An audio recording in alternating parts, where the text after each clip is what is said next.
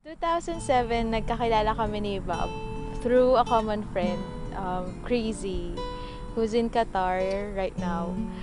Bawal mag-absent sa kasal namin, Crazy. Shout out to you. Una kami nagkakilala ni PV sa common friend namin, si Crisel. Nasa ibang bansa na rin siya ngayon. Shout out, Crisel! Tapos, yun, sinusundo niya ako sa school. Nagkakilala kami through text. Binigay ni Crazy yung number niya sa akin. Tapos, ang first message ko sa kanya, who you? Tapos, tinanong niya ako, ikaw kaya uli nag-text sa akin, tapos ako yung hinuhuyo mo. Tapos yun, nag-text na kami since then. Nag-text siya sa akin, nag-reply naman ako. Then, after that, niyaya ko siyang mag-meet kami para bilhin yung shorts sa Green Hills. So, wala akong pamasahe noon kasi buo yung pera ko. Pero gusto ko lang yung idea na siya yung manlilibre sa akin. Kaya siya yung nagbayad ng lahat ng pamasahe. Nag-meet kami technically sa church. Pero dahil mahirap niyang hanapin yung church, nagsettle kami sa Jollibee. Tapos first date namin, ako yung nanlibre sa kanya. Hanggang ngayon, ano niya yun, binabrag niya yun. Kasi wala siyang cash, puro buo yung dala niyang pera. I was in 4th year college that time. Tapos, fast forward 2017, almost magte 10 years na kami. Saka kami nag-decide magpakasal. Hindi namin inasahan na magiging seryoso yon kasi kulitan lang yon.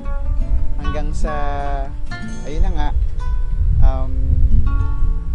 nagkapalooban kami, nagkaroon kami ng, kumbaga nagustuhan namin ang bawat isa dahil sa mga similarities namin. Tapos yun, naghiwalay kami, 8 months, because of some reasons. Kasi, kailangan niya mag-prepare sa board exam. Tapos ako naman, masyado naging busy sa family. Kasi kailangan kong supportahan yung family ko. So, yun yung pinaka talagang challenge sa relationship namin. Kasi, during that 8 months separation, pwedeng may mangyari na pwedeng lumihis dun sa, kumbaga destiny sa, sa forever. 2014, he proposed to me in Vatican, Rome. Kasi mahilig kami mag-travel. Nasuwid na ata namin yung Philippines except Bacolod and Iloilo at Batanes. The rest from General Santos, the farthest city, tapos to Palawan, all cities, yan, napunta na namin. Tapos we've been to 22 countries together. Sa hilig namin mag-travel. Lahat ng first ko sa kanya, first time mag-diving, first time mag-bungee jumping, lahat ng buwis-buhay. So, hindi ko talaga alam kung anong role nito sa buhay ko. Kasama ko siya. Marami kaming pinagdaanan from lahat.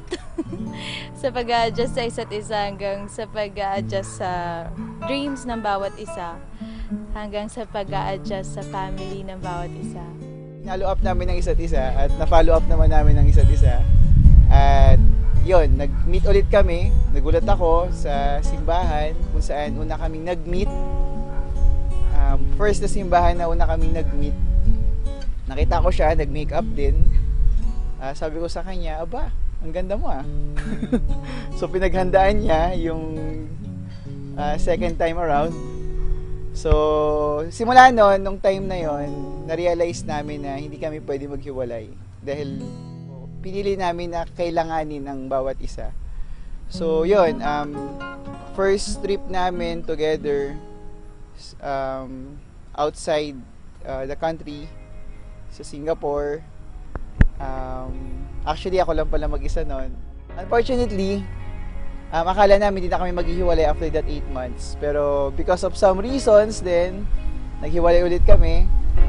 pumunta akong Singapore, samantalang siya, nagstay siya sa Manila as a manager, supervisor. So, yun, napakahirap nung time na yon kasi na-realize ko na lang one time napakabilis. Nasa airplane ako mag-isa, the next day hindi ko na siya kasama. So, yun pala, pag masyado kang independent sa isa't isa, napakahirap. Pero tiniis namin yon kasi alam namin kailangan mangyari ito. Kailangan namin magpakasal, kailangan namin mag-ipon. So, luckily, dun sa ibang bansa, nagkaroon kami ng maraming opportunities. Hanggang sa nagkaroon kami ng sarili namin company. Nagkaroon kami ng sarili namin negosyo. Hanggang sa, yun, dahil sa blessing din ni God, denied niya kami. At ito na nga, propose ako sa kanya nung kami ay pumunta sa ibang bansa. First time namin pumunta sa Europe. Punta kami Switzerland, Germany, Italy. Pagpunta namin sa Italy, sa Rome, nakita ko, may malaking simbahan doon. Sa Vatican, St. Petersburg. At during that time, mayroong kinakasal dun sa simbahan namin. So yun, sabi ko, balang araw gusto ko dito ako ikasal. So, fast forward, after 20 years, more than 20 years, yun, nasa harap na ako ng simbahan at kasama ko yung gusto kong pakasalan. At dahil doon, ginab ko na opportunity, nag-propose na ako. Right now, we're building our career through Vendomaster. Ever since umalis ako ng Forex industry, finulfill ko yung isa sa mga companies niya sa Singapore. Yun na, magkasama na kami sa lahat. Career, travel, love life, school. So, pretty much, wala nang atrasan. Kaya yun, I'm here right now. Yun, sa June 21, I am here.